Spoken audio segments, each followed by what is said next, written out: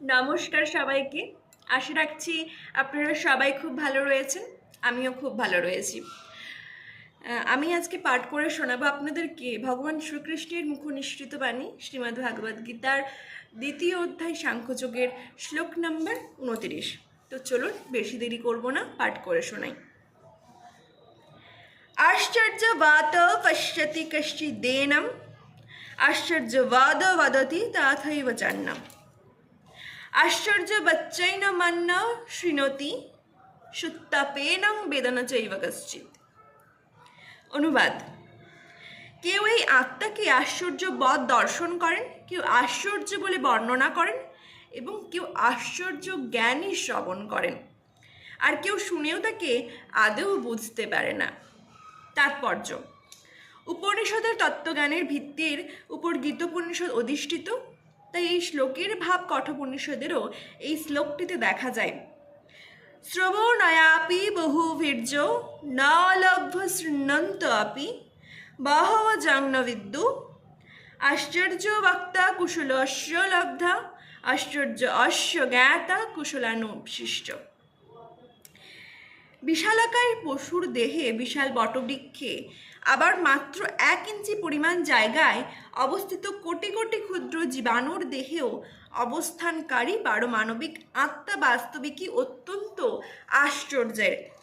যে সমস্ত মানুষ সীমিত জ্ঞানসম্পন্ন এবং যারা তপশ্চর্যারহিত, তারা কখনোই পারমাণবিক জীবাত্মার বিস্ময়কর স্ফুলিঙ্গের রহস্য উপলব্ধি করতে পারে না। এমনকি বৈদিক জ্ঞানের মহান প্রবক্তা ভগবান শ্রীকৃষ্ণ, যিনি ব্রহ্মাণ্ডের প্রথম সৃষ্ট জীব ব্রহ্মাকে পর্যন্ত ভগবত তত্ত্বজ্ঞান দান করেছিলেন, স্বয়ং ব্যাখ্যা করার পরেও তার মর্ম তারা উপলব্ধি করতে পারে না। স্থূল জড় ধারণার দ্বারা প্রভাবিত হয়ে পড়ার ফলে বর্তমান যুগের অধিকাংশ মানুষ কল্পনা করতে পারে না এভাবে এত ক্ষুদ্র একটি কণিকা এত বৃহৎ ও এত ক্ষুদ্র হয়ে উঠতে পারে। তাই মানুষ আত্মার কথা শুনে অথবা আত্মার কথা অনুমান করে অত্যন্ত আশ্চর্য হয়। মায়াশক্তির প্রভাবে মোহাচ্ছন্ন হয়ে পড়ার ফলে মানুষ তাদের ইন্দ্রিয় তৃপ্তি সাধনের বিষয়ে এতই ব্যস্ত যে আত্মতত্ত্ব সম্বন্ধে উপলব্ধি করার সময় পর্যন্ত তাদের নেই। যদিও এই কথাটি সত্য যে এই আত্মোপলব্ধি ছাড়া জীবন সংগ্রামে তাদের সমস্ত প্রচেষ্টাই শোচনীয় পরাজয়ে পর্যবসিত হবে। হয়তো তাদের কোনো ধারণাই নেই যে আত্মার সম্বন্ধে অবশ্যই জানার প্রয়োজন আছে এবং এইভাবে সমস্ত জড় জাগতিক ক্লেশের সমাধান করা সম্ভব। অনেক মানুষ আত্মার সম্বন্ধে জ্ঞান লাভ করার প্রয়াসী হয়ে সৎসঙ্গে শ্রবণ করার চেষ্টা করে, কিন্তু অজ্ঞাতবশত অনেক সময় বিপথে পরিচালিত হয়ে জীবাত্মা ও পরমাত্মার মধ্যে পার্থক্য নিরূপণ করতে না পেরে এক বলে মনে করে।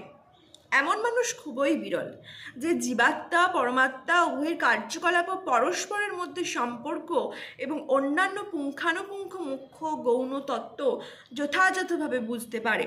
আর তার থেকেও কঠিন হচ্ছে সেই মানুষকে খুঁজে পাওয়া যে আত্মার এই জ্ঞান লাভ করে কৃতার্থ হয়েছে এবং যে বিভিন্ন স্তরে আত্মার অবস্থানের বর্ণনা দিতে সক্ষম। যদি কেউ কোনোভাবে আত্মার এই জ্ঞানকে উপলব্ধি করতে পারে, তাহলেই তার জন্ম সার্থক হয়।